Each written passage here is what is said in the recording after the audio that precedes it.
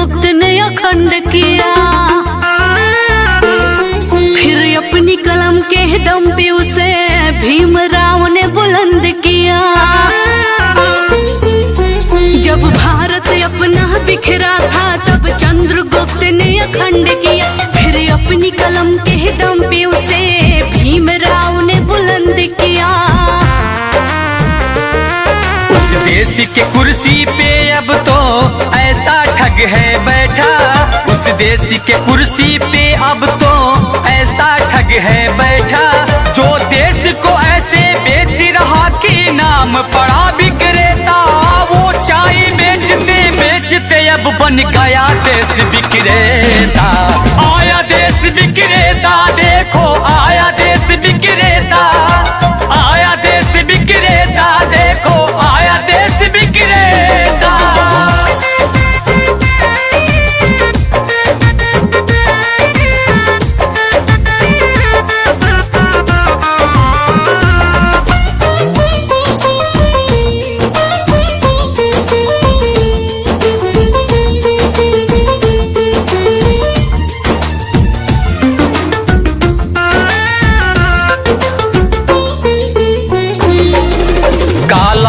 लाऊंगा कह के भारत का कोष भी साफ किया, श्रमिकों को भूखे मार रहा, धनिकों का कर्ज भी माफ किया।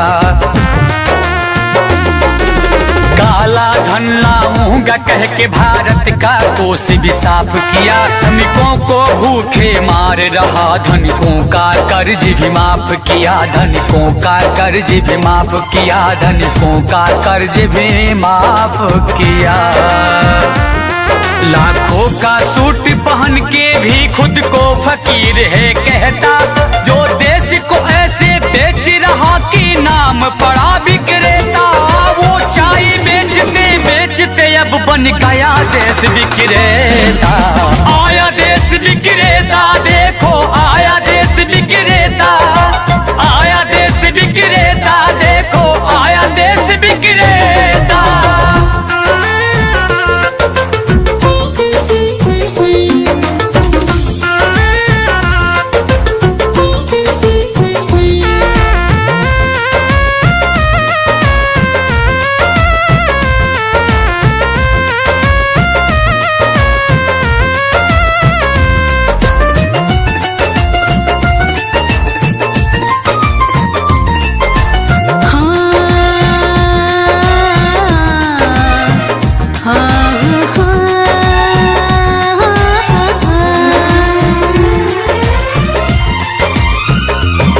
मीडिया तो उसके जूते का कैसा है स्वाद बताती है, जब जब चुनाव हो तब उसको माँ की याद आती है।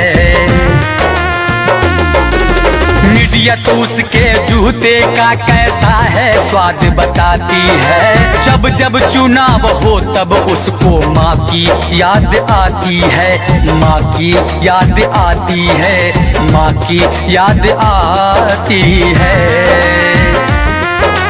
किसी का संग दिल पति है तो वो किसी का मतलबी बेटा, जो देश को ऐसे बेच रहा कि नाम पड़ा विक्रेता।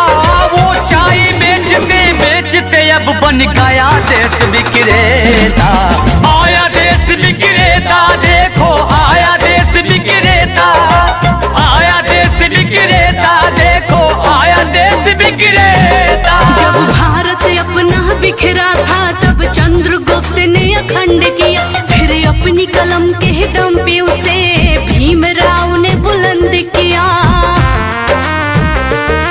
उस देश के कुर्सी पे अब तो ऐसा ठग है बैठा, उस देश के कुर्सी पे अब तो ऐसा ठग है बैठा, जो देश को ऐसे बेच रहा कि नाम पड़ा विक्रेता। वो चाय बेचते बेचते अब बन गया देश विक्रेता। आया देश